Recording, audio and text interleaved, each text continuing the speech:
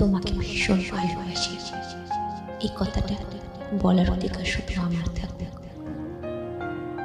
তোমার চোখে চোখ রাখার সাহস হয়তো অনেকেই রাখে, কিন্তু মনে এমন জিদ কয়জন রাখে যা কেবল আমারই আছে।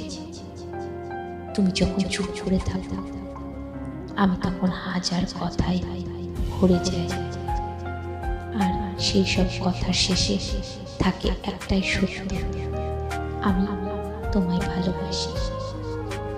কারোর হাতে যদি তোমার হাত দেখি, অপরাধ যেন হয়ে দাঁড়ায় তাদের স্পর্শ।